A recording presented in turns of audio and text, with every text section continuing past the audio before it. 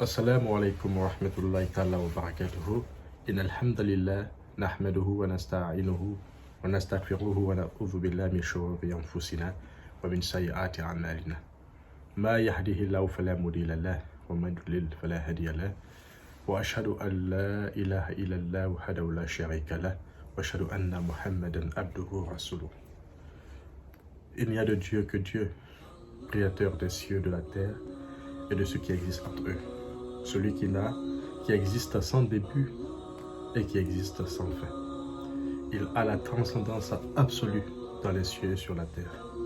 Et que l'élévation soit accordée à notre prophète Mohammed sallallahu alayhi wa sallam, l'honnête, le véridique, Al-Amin. Et aussi que Dieu préserve sa communauté, notre communauté, du châtiment du jour terrible que Allah nous annonce dans plusieurs versets du Saint-Coran. Et c'est en parlant même de cela, de ce châtiment, que nous allons raconter aujourd'hui, chers frères et sœurs, l'histoire de la cité d'Iram, dont Allah fait allusion dans différents versets dans le Saint-Coran. Il dit dans le Saint-Coran, Iram, cette cité à la colonne remarquable, dont jamais pareille ne fut construite parmi les villes. Il s'agit ici du peuple de Ad, qui est un peuple, chers frères et sœurs, qui existait il y a très longtemps, après le prophète Noé, selon les historiens. Et c'est un peuple qui vivait dans la cité qu'on appelle Iram. Dans certains versets du Coran, Allah nous parle de Al-Ahkaf. Ça, c'est l'endroit où il vivait. Un endroit qui se situe, selon les historiens, selon les géographes, entre l'actuel Yémen et l'Oman. Et sachez que, chers frères et sœurs, c'est une cité que Dieu a détruite de fond en comble, au point qu'il n'y ait pas de vestiges. Est-ce que vous comprenez? Donc, bien que l'endroit se situe, selon les historiens, entre le Yémen et Oman, il n'y a pas de certitude absolue.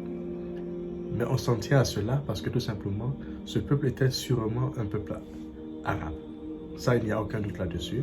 Et Dieu cite l'histoire de ce peuple parce que le Coran avait été révélé d'abord au peuple arabe, ensuite à l'humanité tout entière. Et le prophète, paix sur lui, chers frères et sœurs, faisait partie des 4 arabes prophètes que Dieu a envoyés. Il y avait le prophète Mohammed sallallahu alayhi wa sallam de la lignée d'Ismaël. Ensuite, le prophète Hud, qui est le frère qui avait été envoyé au Ad, dont on va raconter l'histoire tout à l'heure. Le prophète Chouaïb, dont j'ai raconté l'histoire, qui fut le beau-père de Moussa et son contemporain. Voilà. Et ensuite, le prophète Salih. Voici les 4 prophètes arabes dont Allah nous parle dans le Saint-Coran. Alors, qui est Hud, ce frère, ce prophète que Dieu envoya, n'est-ce pas, au peuple de Ad? C'est tout simplement un arabe, un frère de ce peuple qui adorait les idoles. Car, souvenez-vous, après Noé, il n'exista sur terre que la famille de Noé. Et cette famille se multiplia. Alors les années passèrent et ensuite les gens recommencèrent à adorer les idoles. Alors on ne sait pas vraiment pourquoi est-ce que l'être humain aime tant adorer les idoles alors qu'il a un créateur qu'il reconnaît, d'ailleurs, qu'il reconnaît être à l'origine de la création des cieux et de la terre. Mais la réponse à cette question, à cet étonnement, c'est de savoir que le diable est toujours à nous tous. Comme le prophète paix sur lui a dit, il dit que le diable circule dans le sang d'Adam, plutôt dans le corps d'Adam comme le sang circule dans son sang.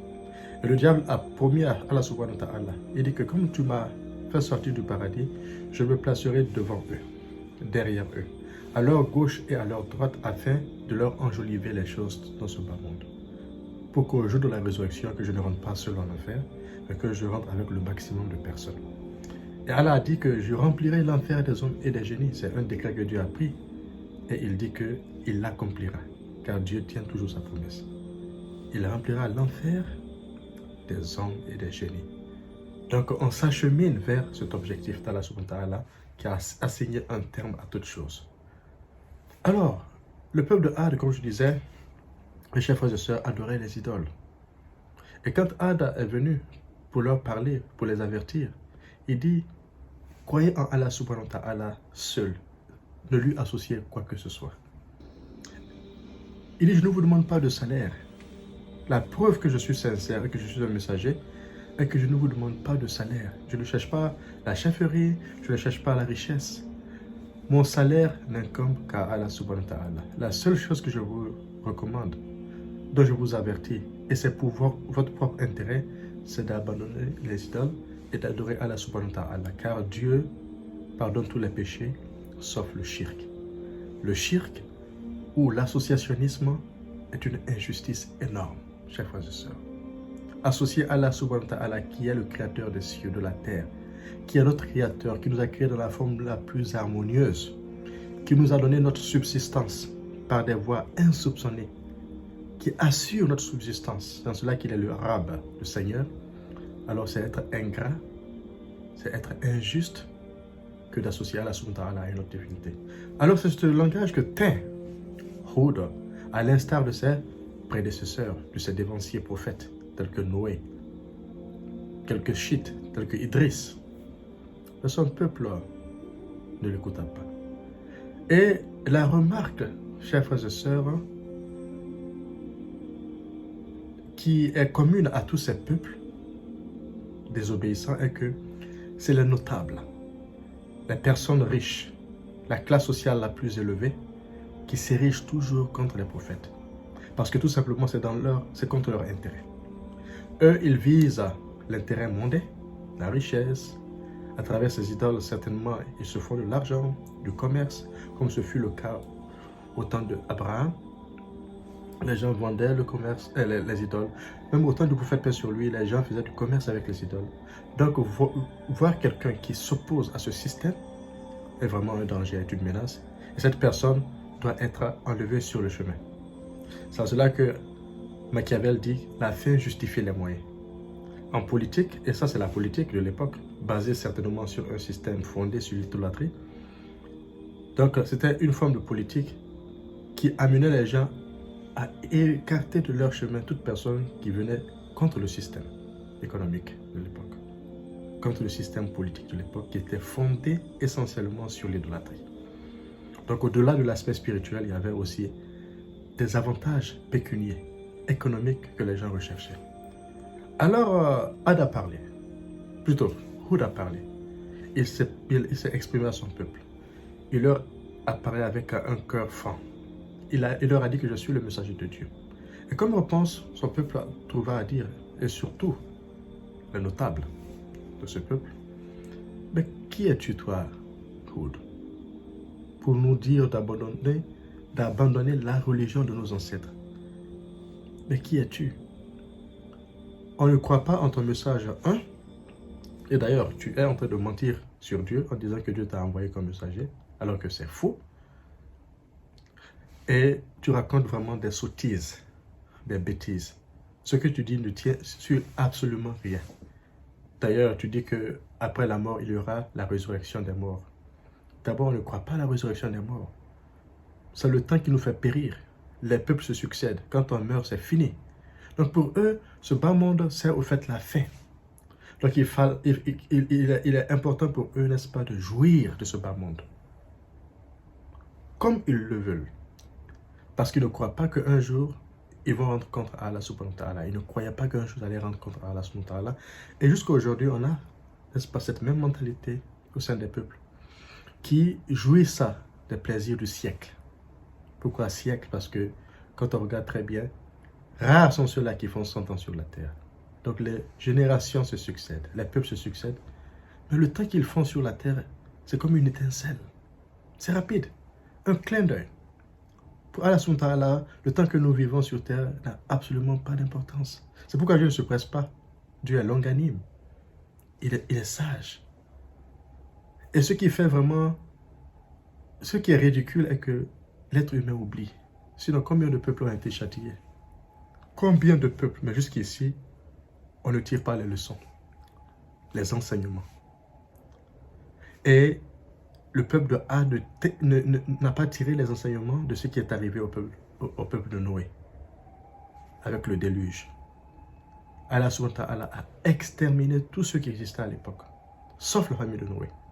Mais cela n'a pas suffi comme preuve évidente, afin qu'ils se rectifient et suivent la voie du messager. Donc ils ont refusé de croire. Et là, ils disent que, de manière par moquerie, en tournant en dérision le prophète Hud, ah, tu parles trop, envoie-nous ce châtiment dont tu parles là. Pourquoi il n'est pas là? Pourquoi il ne vient pas?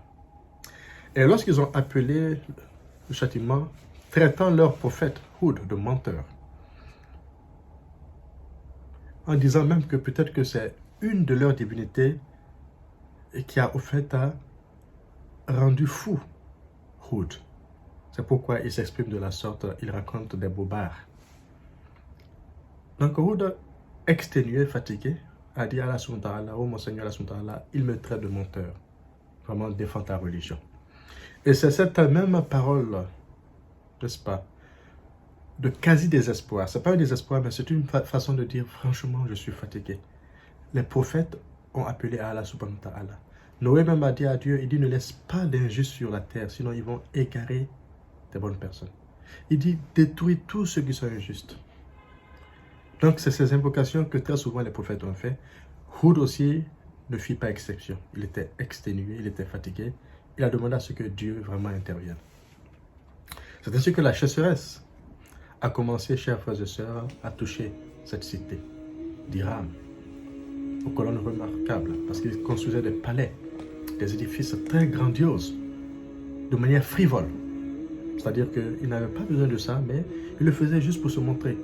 Sur les collines, on voyait là des architectures colossales, mais vraiment qui n'ont pas d'utilité véritable. C'est juste pour montrer la puissance, l'orgueil, ainsi de suite.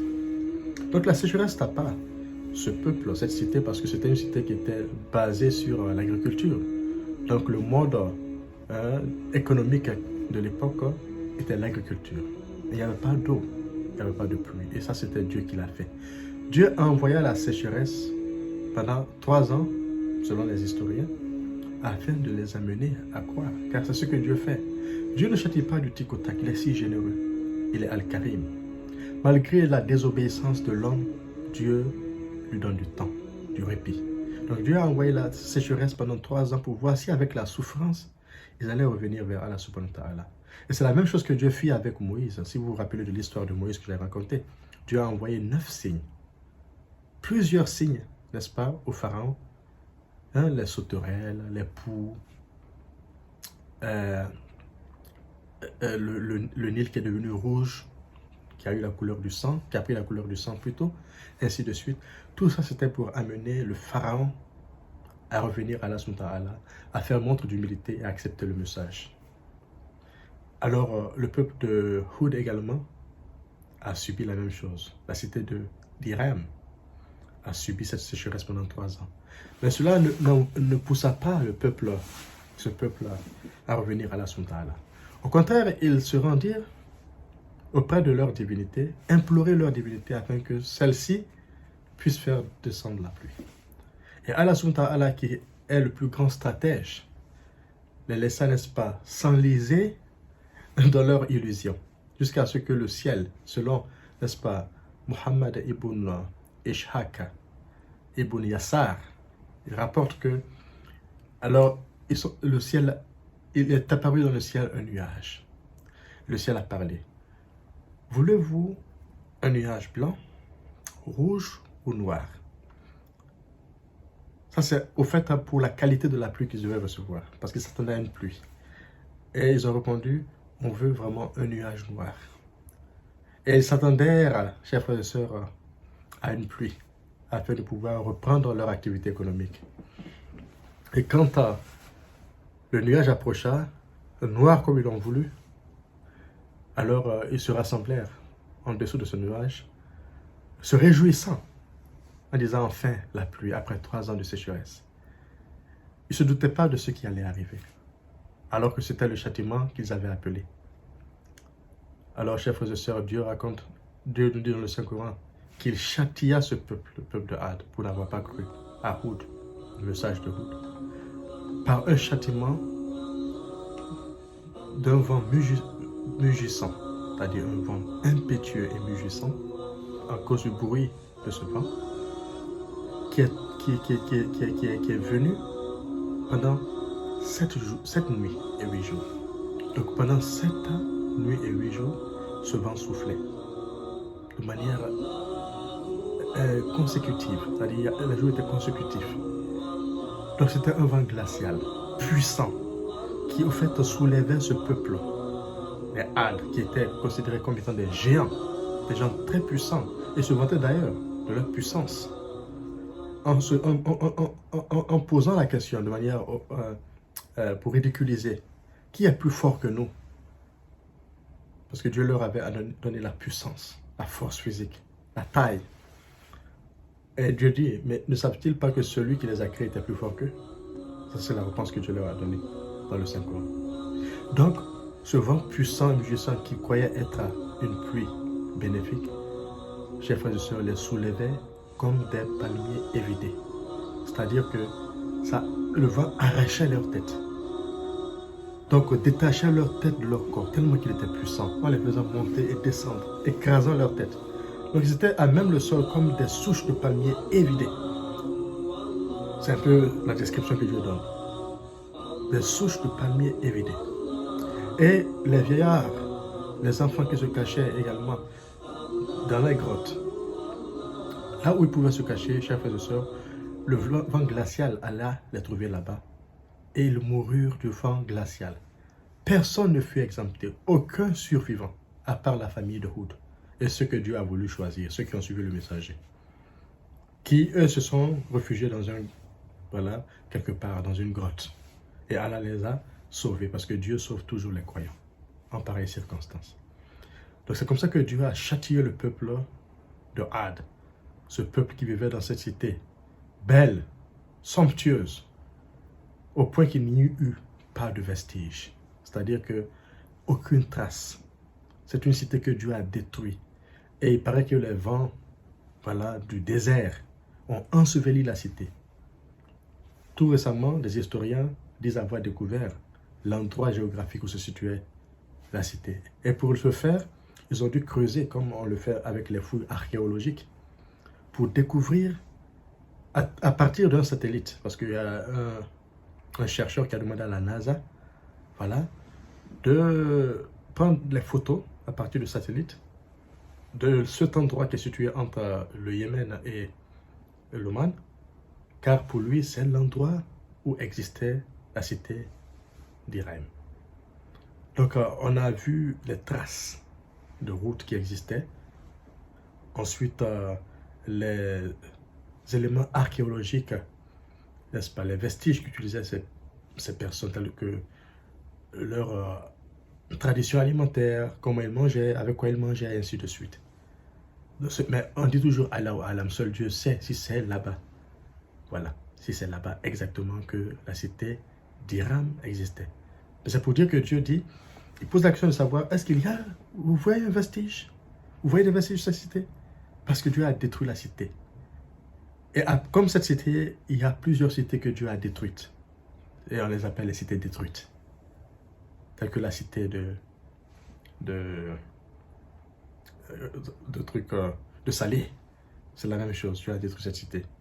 Le peuple de Lot, également, Dieu a détruit la cité. Donc ce sont les cités que Dieu a détruites plutôt de fond en comble. Alors, chers frères et sœurs, Allah subhanahu wa ta'ala, quand il frappe sans se soucier des conséquences. C'est pourquoi Dieu dit dans le Saint-Coran, il dit, la riposte de ton Seigneur est terrible. La riposte de ton Seigneur est terrible. Parce que non seulement Dieu les a châtiés sur la terre ici-bas, il les a maudits, et il dit dans le Saint-Coran que au jour de la résurrection, ils auront encore un châtiment plus terrible. Car ça, c'est l'enfer où ils vont demeurer éternellement. Ça, c'est l'enfer où ils vont demeurer éternellement. Alors, quelle leçon de morale pouvons-nous tirer de cette histoire? Parce que les histoires racontées dans le Saint-Coran, chers frères et sœurs, ne sont pas fortuites. Ce n'est pas pour amuser les gens. Mais ce sont des avertissements, des enseignements. Car l'histoire se répète, il n'y a rien de nouveau sous le soleil. Il suffit juste que les gens soient intelligents pour ne pas sombrer dans les mêmes erreurs. Donc la première leçon, c'est de savoir qu'il ne faut jamais faire du shirk. il ne faut jamais associer Allah subhanahu wa ta'ala à quoi que ce soit. Car l'associationnisme, le shirk, est une injustice énorme. Dieu pardonne tous les péchés sauf le shirk. Qu'il soit le shirk, n'est-ce pas, le grand shirk ou le shirk mineur. Qu'est-ce que le shirk mineur? Ceux-là qui portent les amulettes, ceux-là qui partent voir des devins pour consulter leur avenir, ceux-là qui, au fait, ne portent pas leur confiance en Allah subhanahu wa ta'ala seul. Or, Dieu a dit dans le Saint-Coran, à travers plusieurs versets, Hasbunallahu wa ni'mal wakil, répétant les paroles de ces prophètes. Allah me suffit. Allah doit nous suffire. On ne doit pas chercher de l'aide ailleurs. Parce que l'aide appartient à Allah subhanahu wa ta'ala. C'est Allah qui accorde l'aide. C'est Allah qui nous apporte son aide, son soutien. Il n'y a pas de protecteur en dehors de Dieu. La hawla wa la quwwata illa billahi al-aliyyul azim. Il n'y a ni force ni puissance qu'en Allah subhanahu wa ta'ala. Ça, c'est la première leçon. Elle est très importante. Et même dans les piliers de l'islam, le premier pilier, c'est quoi? C'est d'attester qu'il n'y a de Dieu que Dieu. Il n'y a de Dieu. Il n'y a absolument aucun Dieu. Le seul Dieu, c'est Dieu. C'est ce que ça veut dire. Et le prophète paix sur lui, naturellement, est son messager. Donc, il n'y a pas autre divinité digne d'être adorée que le Seigneur. Deuxièmement, c'est de savoir que, chers frères et sœurs, si autrefois, des catastrophes naturelles, des calamités naturelles ont détruit des peuples, cela peut se faire même en notre temps. Bien qu'il ait dit que la catastrophe générale, la destruction générale de l'humanité va coïncider avec le jour de la résurrection. Mais à longueur de journée, on voit des tremblements de terre, on voit des tornades, on voit des cyclones, et les êtres humains interprètent cela comme étant des phénomènes naturels. Parfois, on parle même de changement de climat. Tout ça, c'est au fait très bien. Parce qu'on cherche à prouver cela scientifiquement. Mais ce que les gens ne savent pas, c'est que nul ne connaît les armées d'Allah subhanahu wa ta'ala. Ces peuples qui ont été détruits par ces mêmes phénomènes naturels. Ils les ont aussi interprétés de la sorte. Le pharaon, lorsque l'eau du Nil est devenue sang, ses conseillers qui le trompaient lui disent que non, ça c'est rien, absolument rien, c'est un phénomène scientifique. Donc à chaque signe d'Allah subhanahu wa ta'ala, on trouve toujours à justifier avec la science de l'époque. C'est de savoir, chers frères et sœurs, que méfions-nous, sachant que certains de nos actes peuvent conduire à notre destruction. C'est pourquoi le prophète sur lui, lorsqu'il voyait la pluie, selon son épouse Aïcha radiallahu anha, il avait toujours peur. Il faisait des rentrées et sorties entre sa maison et dehors. Elle lui demande, mais pourquoi tu as peur? Messager de Dieu, paix sur lui. Il dit, n'est-ce pas ces mêmes nuages annonciateurs de pluie qui ont détruit plusieurs peuples auparavant? Qu'est-ce qui prouve que cela ne va pas aussi détruire notre peuple? Il était inquiet. Donc de la même manière que le prophète paix sur lui était inquiet, qui sommes-nous, chers frères et sœurs, pour ne pas être inquiets? Au vu de tout ce qui se passe sur la terre aujourd'hui, en termes d'associationnisme, en termes de turpitude, en termes de péché manifeste. Donc c'est de dire que, chers frères et sœurs, évitons de fâcher Dieu. Prions Allah subhanahu wa ta'ala chaque jour afin que Dieu ne se fâche pas contre nous, contre nos familles, contre notre peuple. Invoquons Allah subhanahu wa ta'ala, car la punition de Dieu, elle est terrible. Donc on va s'arrêter ici. C'est l'histoire du peuple d'Iram, du peuple de Houd, que Dieu a anéanti, et Dieu a dit dans le Coran que s'éloigne le peuple de Houd. C'est une façon de dire que vraiment c'est un peuple qui a mérité son sort et qu'il s'éloigne. Voilà. C'est un peuple qu'il a maudit.